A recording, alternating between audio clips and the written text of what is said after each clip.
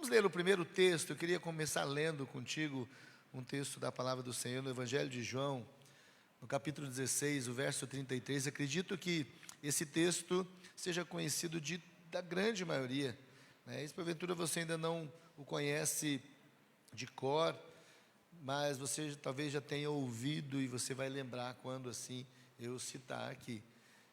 João 16, versículo 33, quando o Senhor estava aí ministrando, né, ao coração dos discípulos, ali no final, né, do seu ministério terreno, quando ele já estava finalizando as últimas recomendações, orientações, antes de ser entregue nas mãos dos seus acusadores. O Senhor Jesus, ele traz essa palavra, naquele período ali, que é narrado por João, né, do capítulo 13 até, né, o 17, quando ele está ali, teve aquele tempo com os discípulos, tempo que ele lava os pés, que ele ministra, que ele traz um tempo, né, de grande fortalecimento, e eles enfrentariam situações difíceis. E ele justamente fala sobre isso já no capítulo 16, que narra o momento pré, né, antes de Jesus estar no Getsemane. Já o capítulo 17 vai descrever o momento de Jesus ali, quando ele faz aquela oração, né, a oração por nós e aquela oração intercessória por todos nós. Mas no capítulo 16, ele ainda está instruindo, e ele diz justamente isso: tenho-vos dito isto para que em mim tenhais paz. No mundo tereis aflições, mas tende bom ânimo, que eu venci o mundo, né? Tenho dito isto para que em mim tenhais paz. No mundo tereis aflições, mas tende bom ânimo, que eu venci o mundo. Pai, nós te agradecemos pela tua palavra, esse texto que nos serve de referência daquilo que o Senhor quer, ó Deus, nos ensinar e quer nos fortalecer nessa noite. Sabemos, ó Deus, que é somente a tua palavra, a única capaz de trazer transformação, de gerar, ó Deus, convicção, alegria, ó Deus, gerar vida, e é diante dela, ó Deus, e nela que nos apegamos nessa hora. Senhor Deus, tenha liberdade de usá-la como esse instrumento, que tenha, ó Deus, o poder, que tenha, ó Deus, a condição única no universo, de, ó Deus, penetrar, ó Deus, na divisão da alma e do espírito, juntas e medulas, e pode discernir pensamentos e intenções do coração. Usa esta palavra, o poder do Senhor, para nos ensinar e para nos curar. Em nome de Jesus é que oramos. Amém. Amém. Transpondo barreiras na caminhada é uma sugestão de um tema que eu quero compartilhar, que eu quero sugerir aos irmãos nesse nosso encontro dessa noite, tendo como base essa expressão de Jesus, quando ele não nos deixa alheios daquilo que nós enfrentaríamos, o que nós vamos enfrentar, enfrentamos no mundo. E ele deixa ali aos primeiros discípulos, dizendo: olha, em mim vocês vão encontrar paz, mas no mundo vocês encontrarão tribulações. Tem uma versão que vai dizer isso, tribulações. E nessa que eu li fala aflições, que nada mais é a forma, né, literária um pouco diferente das dificuldades que nós podemos enfrentar durante a nossa caminhada. Mas tem de bom ânimo. Jesus, ele traz um alerta, ele não nos deixa talvez alheios àquilo que nós poderíamos enfrentar, né, que nós enfrentamos no mundo, mas ele fala: é importante que você tenha bom ânimo. Essa palavra bom ânimo, essa expressão, nós vemos essa recomendação do Senhor desde o Velho Testamento. Há vários líderes, profetas, né, receberam essa palavra dizendo: olha, tenham bom ânimo. E é interessante que a necessidade de ter bom ânimo não é quando tudo está tranquilo, né, mas é quando as coisas, elas não vão acontecer da forma em que nós gostaríamos, e vai exigir de nós um pouco mais de esforço, vai exigir esforço, então, para que você não desista diante das dificuldades. Jesus está dizendo aqui, repetindo como Deus também repete, e repetiu a Josué 3 vezes durante aquele chamado, dizendo: olha, não te mandei eu, esforça-te e tem bom ânimo, né? Não pasme nem te espantes. Então ele traz também a nós aqui esse nosso chamado também, assim como foi com Josué. Ele falava assim: é importante que vocês tenham um ânimo preparado, tenham um bom ânimo e olhem para mim, porque eu venci o mundo. E a pergunta que vem diante desse tema transpondo barreiras na caminhada, a pergunta é: como enfrentar momentos difíceis e transpor essas barreiras? Como? Será que é possível? Tendo em vista que nós enfrentamos situações muito difíceis, compartilhamos aqui um momento difícil que passou a família, né, nós enfrentamos juntos, mas como parente de sangue, a mãe, né, os mais próximos do Ketson, com certeza tiveram momentos muito mais dolorosos em termos dos boletins médicos que vinham, né, quando ainda não se tinha aquele crescimento, aquela crescente na sua melhora. E o que fazer nesses momentos? Ter um ânimo voltado para o Senhor, não desistir. Então, como enfrentar esses momentos difíceis e transpor? O que nós queremos é superar as barreiras, né, vencê-las, cada uma delas, e essa ideia de transpor barreira o Senhor me traz aqui a lembrança, né, quando Ele falava no meu coração sobre isso, naquela modalidade do atletismo, né, de corrida com barreiras, sejam 100 metros, sejam 200, sejam 400, mas é importante que o atleta ele seja preparado não só na força, na velocidade, como também na destreza de saber no momento certo dar o salto e continuar correndo, desenvolvendo até a linha de chegada, transpondo barreiras. E é interessante quando nós assistimos alguns vídeos, né, que são reprisados, de atletas que no momento da passada ele acaba errando aquele tempo, né, no seu treinamento, e talvez o nervosismo, ou talvez a forma que saiu, enfim, o que aconteceu faz com que ele perdesse aquela passada, e no momento que ele estende a perna, que ele vá para poder transpor aquela barreira, acaba tropeçando, caindo, às vezes atingindo o companheiro, né, da sua direita, da esquerda, e com certeza, né, alguns ainda conseguem levantar e continuar correndo, mas com certeza algum tipo de ferida fica sobre o seu corpo. Como transpor momentos, como enfrentar momentos difíceis transpondo barreiras? E este é um questionamento da raça humana, né? Transpor barreiras é difícil para aqueles que estão desenvolvendo intimidade com Deus, olhando por esse prisma, né? E Jesus ele nos deixa entendido isso, que para aqueles que estão focados nele, eles vão encontrar dificuldades, porque ele fala: no mundo tereis aflições.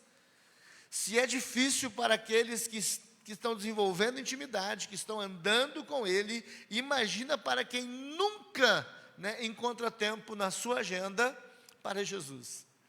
Se você for olhar esse texto, né, ali todo o contexto, né, do momento, para quem Jesus falava, a quem Jesus te dirigia isso, quando nós levamos essa palavra para uma pessoa que nunca conheceu Jesus, talvez ele vai falar: mas o que é isso? Como?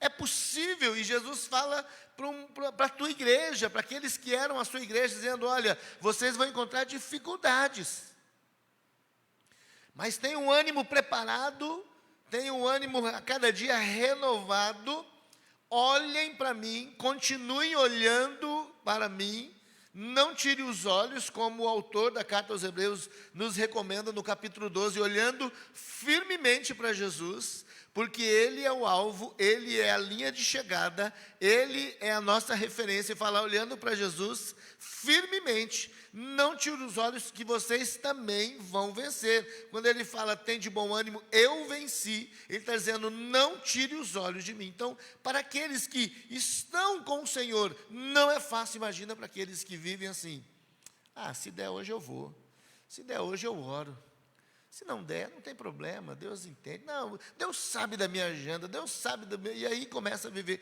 Eu fico pensando: imagina para esses que não tem tempo no seu dia para Jesus. Não tem espaço. Jesus é parte da sua agenda em algum momento, seja no domingo à noite, seja talvez em algum dia de algum PGM, enfim. Imagina para esses. Estamos vivendo uma época em que o Evangelho de Jesus, né, as recomendações, a sua palavra tem tornado utopia. Algumas pessoas não conseguem mais acreditar, por conta das tamanhas, das grandes aflições. Mas aqueles que nós temos visto em grande multidão têm caminhado de forma sufocada, tentando viver uma vida de satisfação, mas não consegue, porque justamente não tem a referência. Não consegue. Eu fico imaginando, voltando ao nosso pensamento, naquele atleta que compete, né, 100, 200 metros com barreira, aquela especialidade. Eu fico imaginando, olha, eles precisam treinar bem, estar muito bem treinado para poder conseguir transpor no momento certo. Eu não conseguiria fazer, e não somente esse, mas todos os atletas nas modalidades que desenvolvem. Quando eu vejo ginástica olímpica, por exemplo, aquelas acrobacias e todos aqueles, né, a forma que o atleta usa para poder fazer, seja ele na argola, seja na barra, ele precisa estar muito bem concentrado, fixo naquilo que ele precisa fazer. Não é para qualquer um, não é para qualquer aventureiro. E é o que nós temos que entender, irmãos, que transpor barreiras não é apenas uma aventura. E é justamente são esses que acabam sendo deixados ser levados por uma aventura, a vida como uma aventura, e acabam sendo parte de uma porcentagem, de uma linha de porcentagem dos fracassados, dos derrotados, e por isso acabam propagando que não vale a pena, que Jesus não serve. Porque eles nunca experimentaram o gosto da vitória, mas somente o sufoco das dificuldades, ou vivem sufocado em meio a muitas dificuldades. Superar dificuldades todos querem, mas somente com a ajuda de Jesus é que nós conseguiremos ter essa situação ou problemas serem resolvidos. E quando nós olhamos para aquilo que Jesus diz, no capítulo 11 de Mateus, ele nos traz alguns chamados, algumas recomendações, e nós vemos Jesus ali no capítulo 11 dizendo assim: vinde a mim que eu vos aliviarei, o chamado do Senhor. Mas em contrapartida nós temos a resposta de muitos, a resposta do homem, e o que ele faz? Ele se distancia cada vez mais, ele deseja, ele precisa, ele necessita do alívio, mas Jesus fala: vinde a mim, mas ir até ele, eu preciso dar um passo, eu preciso me despir de alguma coisa, mas muitos escolhem, ao invés de ir a Jesus, se distanciar, dizendo: não, eu consigo resolver os meus próprios problemas e os meus dilemas. Uma outra declaração também de Jesus nesse texto, do capítulo 11, do capítulo 11 de Mateus, Jesus está dizendo: tomam sobre vós o meu jugo, porque ele é leve e ele é suave. Mas o homem, ele acaba respondendo: não, eu prefiro buscar no dinheiro a satisfação que eu quero. E acabam aumentando sobre ele o peso, e eu estou falando do dinheiro, não como que colocando demônios ou demonizando, como se não tivesse a sua importância, mas eu estou falando que ele jamais será base de sustentação, seja dinheiro, sucesso, fama, poder, tudo que o mundo oferece. Só tem uma forma, um meio e um lugar que se encontre alívio, que se encontra vida leve e suave, é em Jesus, aquele que aceita. Uma outra proposta do Senhor nesse texto, eles aprendam de mim, eu sou manso e eu sou humilde, e vocês encontrarão descanso para as vossas almas. Mas a resposta do homem é como que buscando um alívio ou sendo induzido pelo mundo, e muitos acabam usando talvez a própria letra de uma música popular, onde ele diz: deixa que a vida me leve, ou deixa a vida me levar. Talvez diante daqueles que nunca ouviram ou não conhecem o Senhor, seria até compreensível. Mas e quando se trata dos que um dia já fizeram parte, ou talvez enche os salões dos cultos que dizem ser oferecidos ao Senhor? Que em algum momento, um tempo da sua vida, ou talvez parte da sua agenda, se ouviu a palavra, ou se tem a oportunidade de ouvi-la, mas acabam agindo desse jeito. Enfim, dessa maneira o homem nunca terá resposta e libertação daquilo que o sufoca. Essa é a grande verdade, irmãos. Nós não encontraremos libertação naquilo que sufoca a nossa alma, se não atentarmos à sua palavra.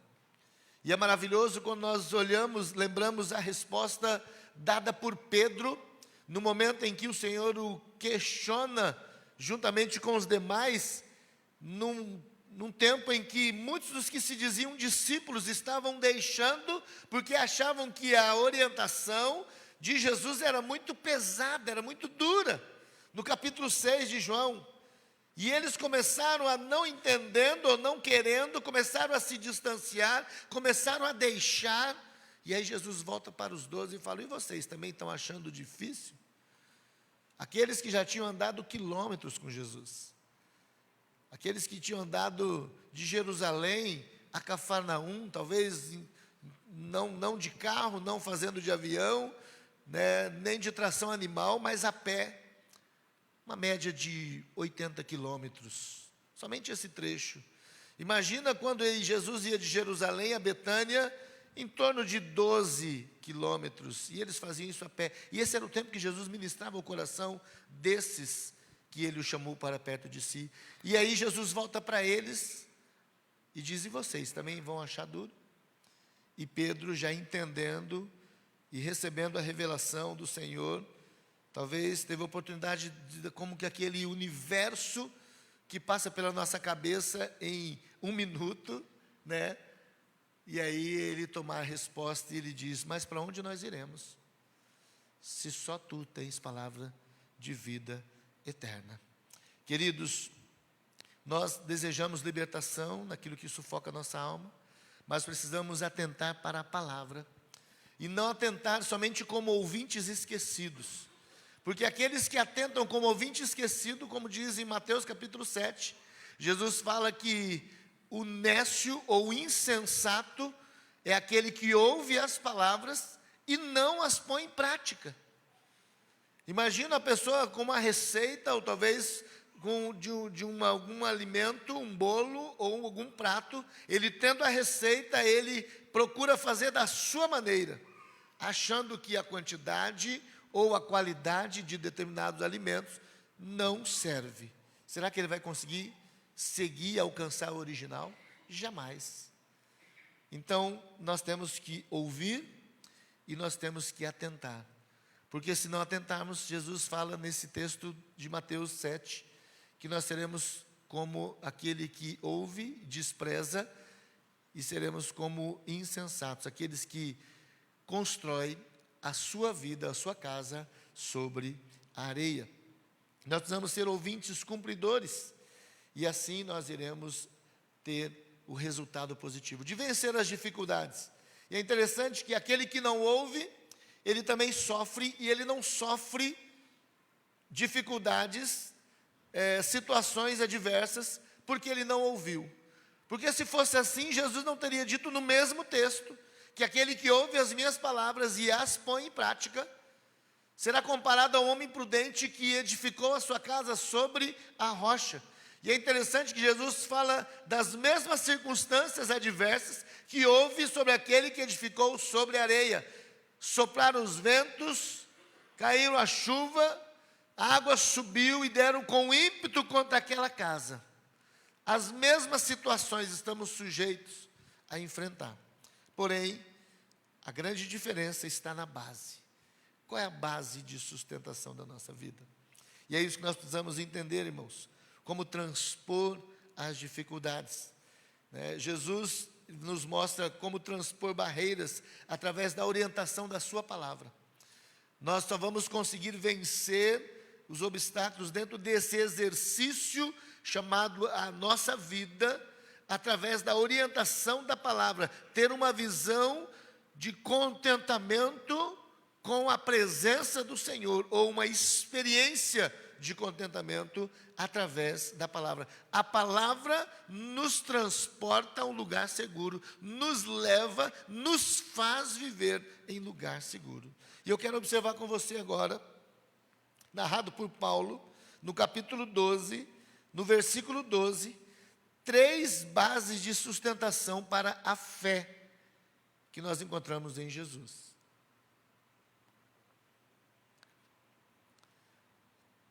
O texto diz assim, Romanos 12, versículo 12, alegrai-vos na esperança, sede pacientes na tribulação e perseverai na oração. Queridos, como nós vamos transpor as barreiras? Paulo traz essa recomendação dentro das instruções que ele trazia à igreja, recomendações pastorais à igreja em Roma. E entre essas recomendações, não sei se você já leu essa parte do capítulo 12 de Romanos, é maravilhoso. Nós temos capítulos um pouco mais complicados, como alguns dizem que o capítulo 7, a Mauri gosta, né, de lecionar o capítulo 7, e trabalhou com os jovens o capítulo 7 de Romanos, né, Alexandre? É muito fácil de compreender. Miserável homem que sou, quem me livrará do corpo da morte? Aquilo que quero, não faço, aquilo que desejo. Então é assim. Mas o capítulo 12 é mais tranquilo. E entre as orientações, tem essa, nós tiramos essa, que o Senhor está dizendo, alegrem ou alegrai-vos na esperança. Aqui nós temos 3 bases, tiramos como 3 bases de sustentação para a nossa fé em Cristo Jesus. A primeira delas, alegrai-vos na esperança. Alegrar na esperança é se alegrar na recompensa que Deus tem para os seus. Talvez você não saiba, mas por mais que pareça, e algumas pessoas acabam errando porque elas vivem de aparência ou daquilo que elas acham ou são levadas, movidas pela massa. E a massa geralmente vive pela aparência. Algumas pessoas vão dizer que pelo fato de você não ter conseguido sair de férias, ter viajado, ter ido para um lugar paradisíaco, ou talvez você ter trocado de carro, ou talvez você ter feito isso ou aquilo, coisas que são publicadas nas redes sociais, como algumas pessoas às vezes usam como base de bênção. Elas acabam dizendo, ou talvez inculcando na cabeça de muitos, que você não é abençoado pelo Senhor. E algumas pessoas acabam colocando isso na sua cabeça, porque elas acham que as coisas temporais dessa vida são realmente o modelo de satisfação e de alegria numa vida futura. E aí Paulo vem com a palavra e através do Espírito Santo e faz com que tudo isso caia por terra, porque ele diz que a nossa alegria não deve estar pautada nessas coisas temporais. Mesmo que eu enfrente dificuldade, de repente você não trocou de carro. E o pior, o seu carro velhinho, ele ainda estragou.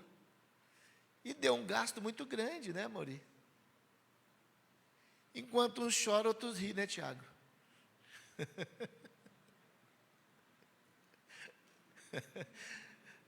Mas o Tiago é bondoso.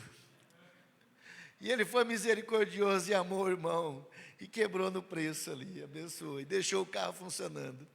Além de não trocar, ainda o carro estraga. E agora, como que a mulher vai para o serviço? De que maneira que eu vou enfrentar e atravessar a cidade? Enfim, são situações assim. Mas aí eu lembro de alguém que disse que ele é feliz porque ele está com 0. Ele está disso, não que se você conseguiu, glória a Deus por isso. Mas não é a base de tudo. E é isso que nós entendemos da palavra, que mesmo em dificuldades, em aflições, eu posso me alegrar na esperança. E a minha esperança não é baseado nessas coisas temporais, que não serve como base verdadeira. E é isso que Paulo vai depois dizer no capítulo 8, no versículo 18, porque para mim tenho por certo que mesmo as aflições deste tempo presente não são para comparar com a glória que em nós há de ser revelada. Irmãos, se as aflições, que muitas vezes são usadas por muitas pessoas dizendo, olha, você já ouviu alguém dizer assim? Se a luta é grande é porque a vitória é maior. Alguém já ouviu esse jargão? Quem já recebeu esse jargão? Irmã, fique em paz. A luta é grande, mas a vitória é monstruosa. É bonito, né, irmãos? Para um pregador é muito lindo, né, Paulo?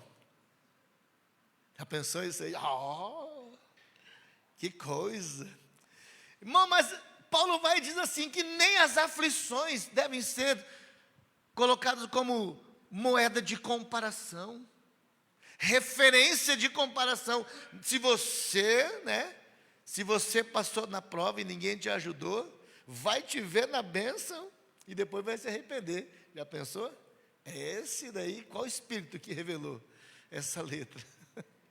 Paulo fala, tenho por certo que a minha referência de alegria na esperança não está nas minhas aflições.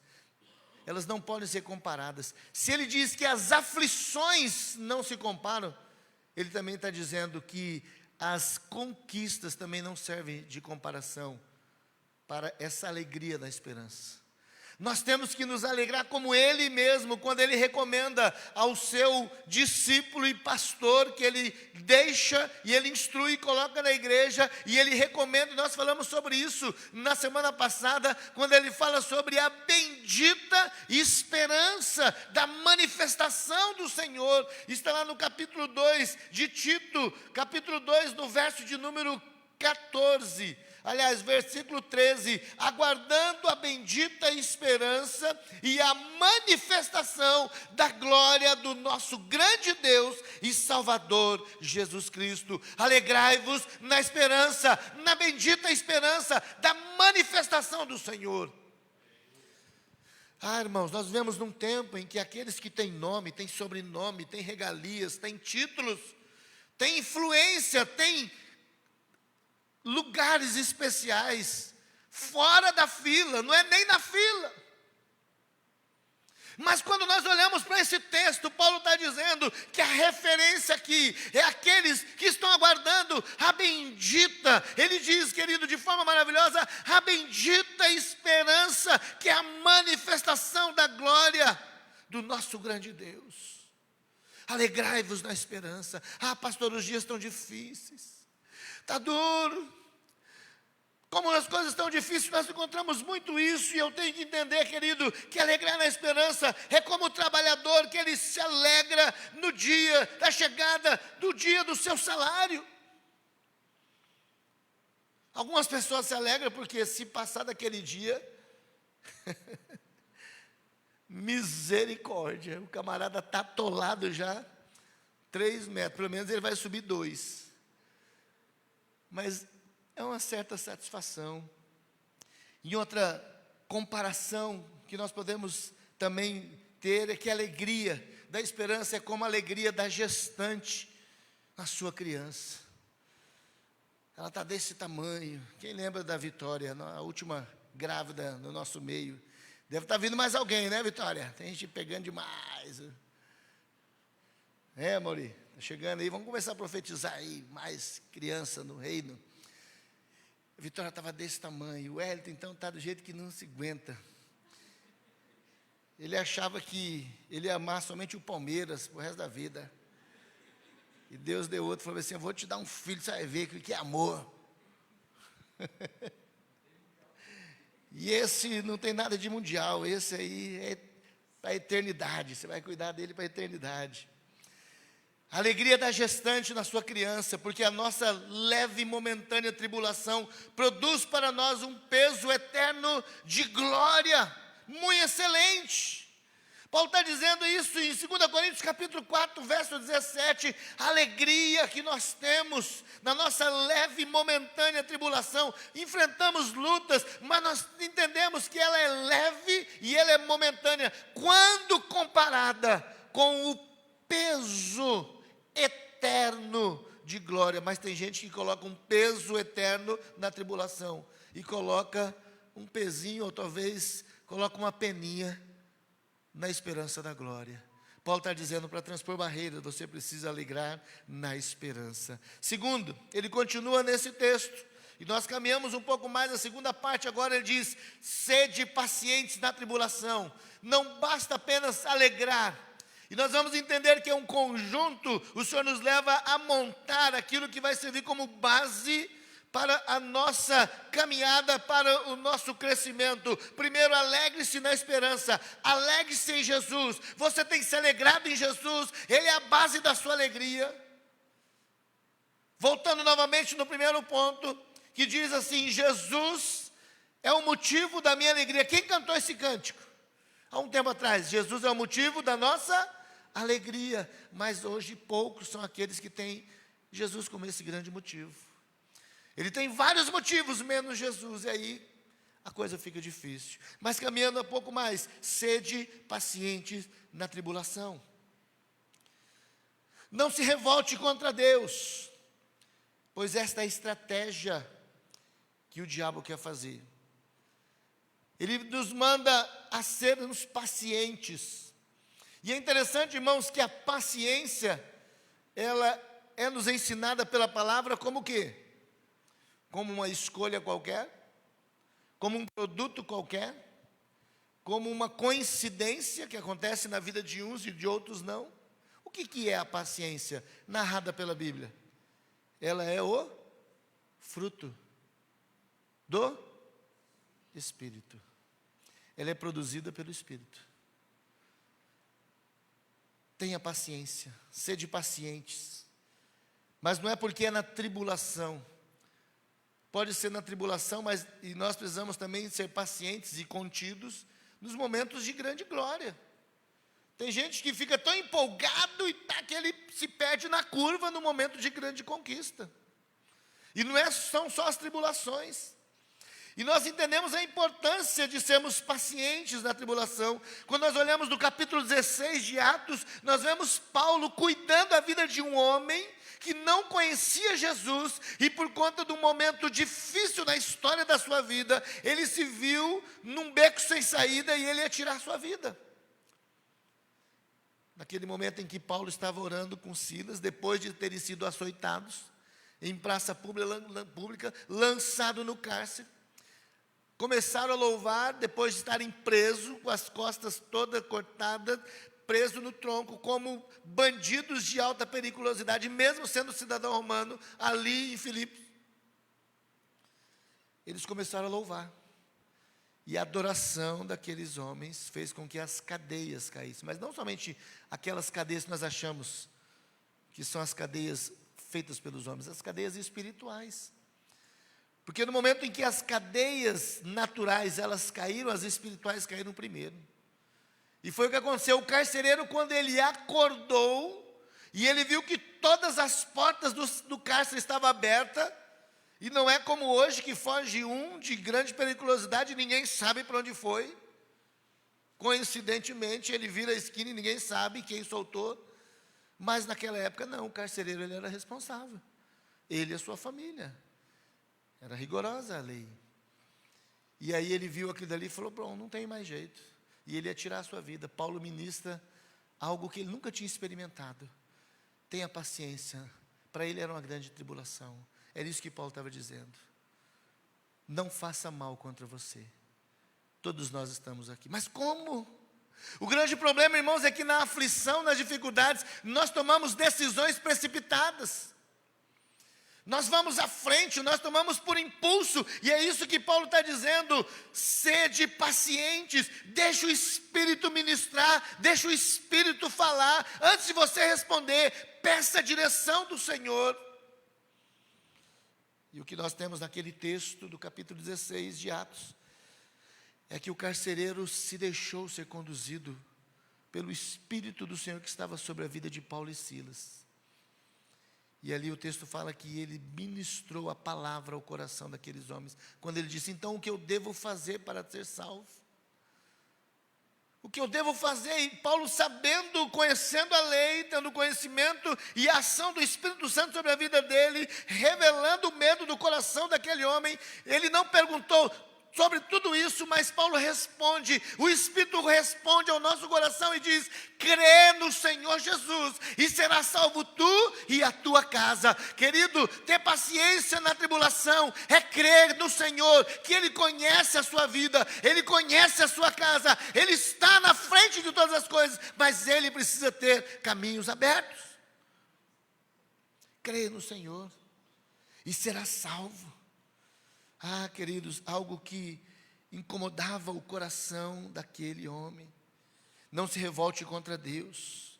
Talvez se aquele homem tomasse um caminho diferente, não fosse conduzido, e isso que brotou no seu coração, olha o que aconteceu comigo, logo no meu plantão, na minha hora, ninguém liga para mim, e ele ia tirar a sua vida de forma precipitada, porque foi instigado por um espírito de inquietação. Mas o Espírito Santo, ele gera paciência, é o fruto, mesmo no momento de mais tribulação. Eu não sei o que você tem passado, meu irmão, mas eu digo, não se revolte, porque nada te separa do amor de Deus. Essa é a confirmação da palavra em Romanos 8, 35, 38 e 39. Talvez você esteja vivendo momentos difíceis, mas a resposta que o Senhor nos dá na sua palavra é: quem nos separará do amor de Cristo? A tribulação, a angústia, a perseguição, a fome, a nudez, o perigo, a espada. Porque eu estou certo de que nem a morte, nem a vida, nem anjos, nem os principados, nem potestades, nem o presente, nem o porvir, nem altura, nem profundidade, nem qualquer outra criatura nos poderá separar do amor de Deus, que está em Cristo Jesus, nosso Senhor. Eu não sei como você tem andado, como o seu coração está, mas não se desespere, porque a tempestade ela passa.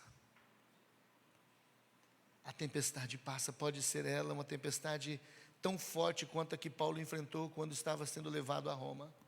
No capítulo 27, eles estavam 14 dias à deriva, mas o Senhor não deixa os teus servos sem resposta.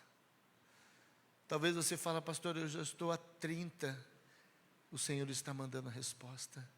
Daniel pediu, o Senhor esperou naquela luta e chegou depois de 21 dias, mas ele permaneceu firme orando. O grande problema é que nós somos da geração do online, nós somos da geração do clique, e nós queremos que, assim como acontece nas redes sociais, se o nosso sinal cair um pouquinho, a gente já começa a reclamar da operadora. A gente não quer saber se caiu um fio, se teve algum problema, se, enfim, o nosso aparelho não serve, não presta, não vale. É uma geração tomada pela ansiedade. E isso se aplica ou tem se aplicado nas outras áreas da vida. E, consequentemente, na fé. Imagina, irmãos, 14 dias à deriva. Versículo de número 20 diz assim: e não aparecendo havia já muitos dias nem sol, nem estrela, e caindo sobre nós uma não pequena tempestade, fugiu-nos toda a esperança de nos salvarmos. E havendo já muitos que não comia, então Paulo, pondo-se em pé no meio deles, e disse: fora na verdade razoável, ó senhores, ter nos ouvido a mim, e não partir de Creta. Assim evitaríamos esse incômodo e essa perda. Mas agora vos admoesto que tenhais bom ânimo, porque não se perderá a vida de nenhum de vós, mas somente o navio. Eles decidiram por recomendação do capitão. O Senhor trouxe a Paulo uma inquietação, dizendo: é melhor que vocês esperem. Mas o capitão, Paulo era um prisioneiro, o capitão era o conhecedor, mas Paulo tinha conhecimento, por ter feito várias viagens missionárias e passado por aquele lugar, mas eles não deram ouvido. E é isso que Paulo está lembrando, depois de terem fugido toda a esperança, há muitos dias, no meio do mar, tomado por uma forte tempestade, um tufão, eles não tinham visto nem sol, nem estrela, tudo fechado, toda a esperança. E Paulo está dizendo: mas tem de bom ânimo. Aí nós vemos de novo a mesma palavra de Jesus: tenham bom ânimo, ninguém vai se perder. Ah, queridos, é isso que a palavra nos orienta: ser paciente na tribulação, é replicar ou aplicar na nossa vida o que Jesus disse: tenham bom ânimo, eu venci o mundo. Há quanto tempo você está sofrendo com isso? Há quanto tempo você está enfrentando isso? Eu sei que é difícil, eu sei que não é fácil, principalmente quando se trata de uma situação que não tem resposta, seja um diagnóstico que não tem resposta, seja uma causa na justiça que não tem resposta, seja alguma coisa que ainda não foi julgada do jeito que nós queríamos, que nós precisamos, que nós temos expectativa, mas há quanto tempo você tem se derramado e esperado no Senhor?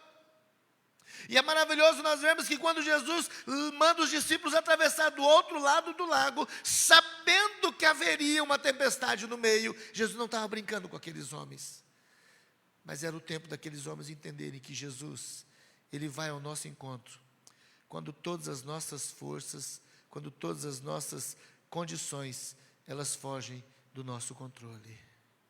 E foi o que aconteceu, Jesus veio andando sobre o mar. Sede paciente na tribulação.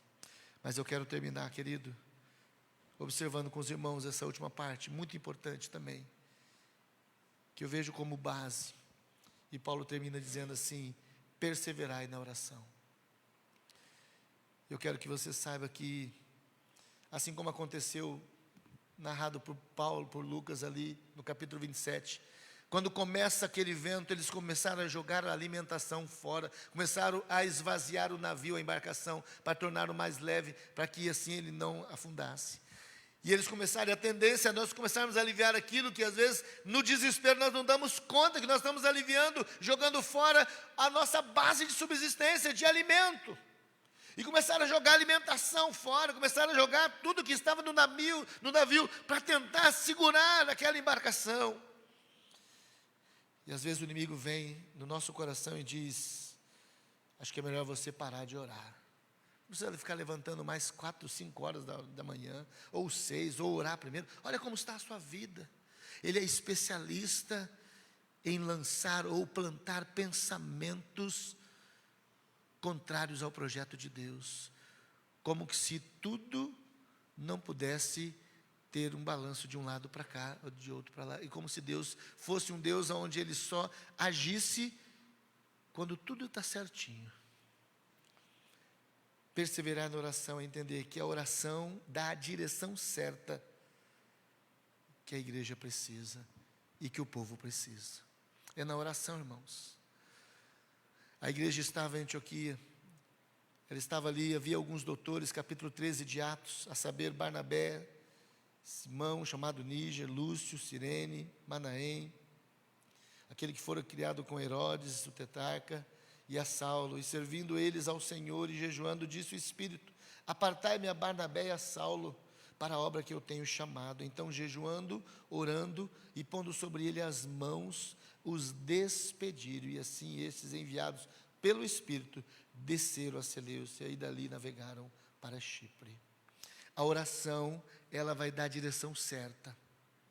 Persevere na oração. A tribulação, a luta, continue orando. A situação está difícil, continue orando. A oração vai quebrar as cadeias de toda a perseguição. No capítulo 12 nós vemos quando Pedro foi preso por Herodes, querendo também ter mais popularidade diante do povo, e a igreja estava orando por ele. E o que aconteceu? O Senhor enviou um anjo naquela cadeia e livrou de forma tremenda e maravilhosa, humilhando aquela guarda e fazendo com que Pedro saísse pela porta da frente e chegasse na casa onde os irmãos estavam orando. Eles não acreditavam, eles não se davam conta que era Pedro. Mas o Senhor traz essa resposta. Ele quebra as cadeias, Ele liberta de toda a perseguição. Por isso, persevere na oração.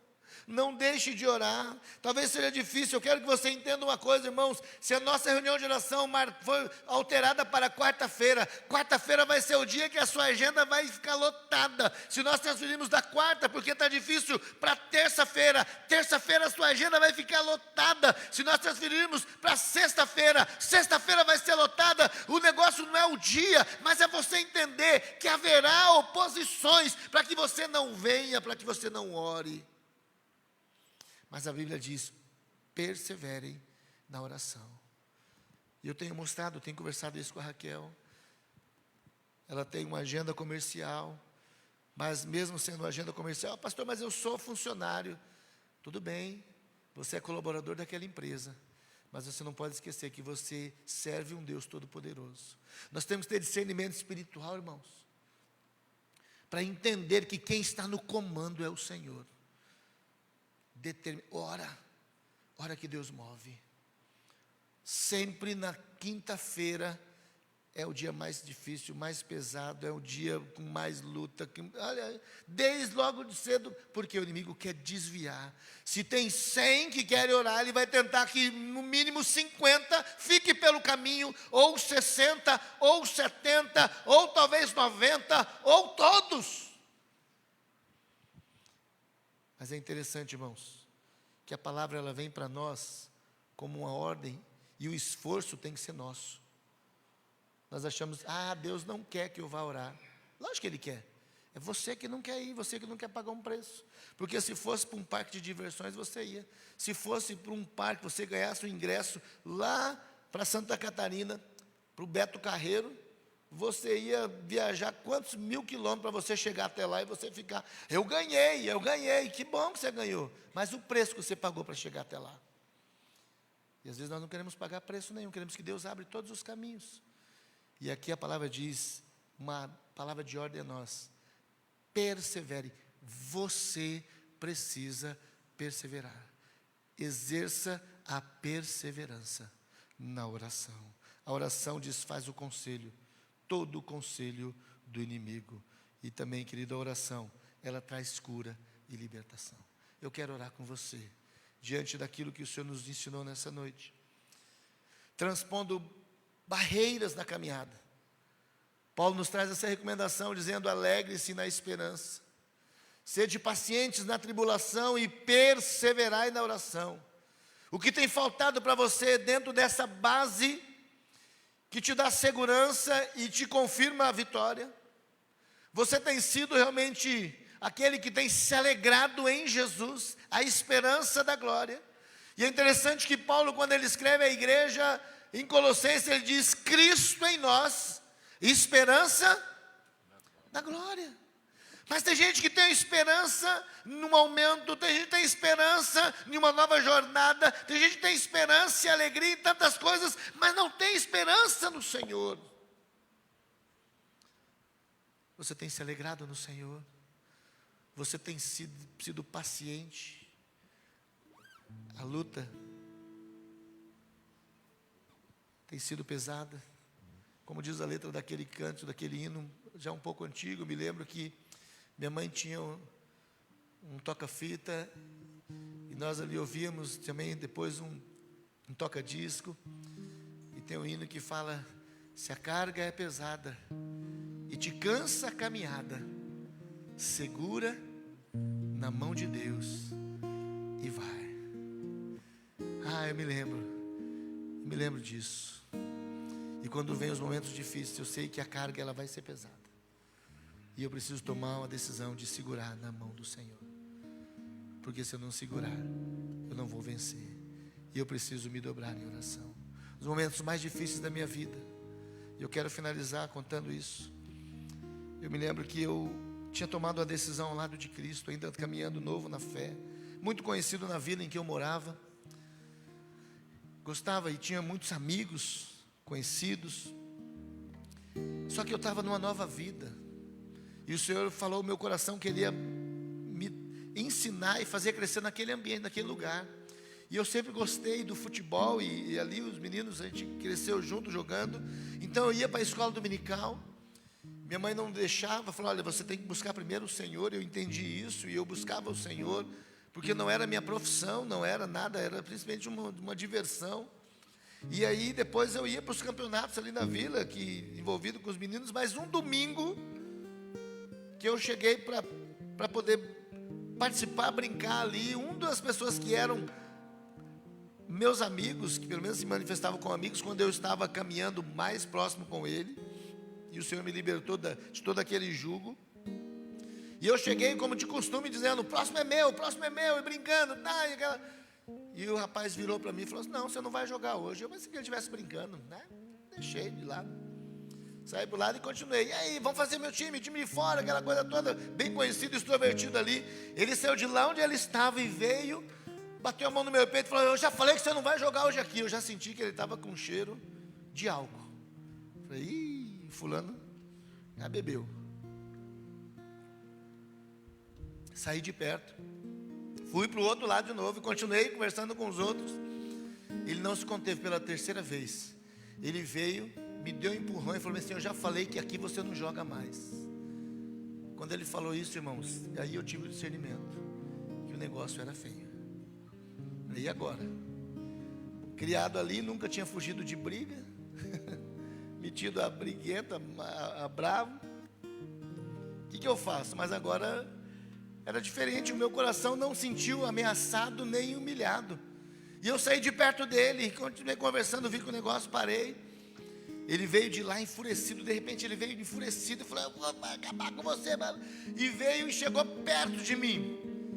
Mas entre eu e ele, era como que o Senhor tivesse colocado uma barreira. Ele colocou, o anjo do Senhor estava ali. Ele chegou, ele parou, quase nariz com nariz, e falava um monte de coisa, e me insultava. E o pessoal do deixa disso puxava ele para lá. E puxou 2 vezes para aí. Eu saía de um lado do outro. Pela terceira vez, ele veio correndo e não me atingia.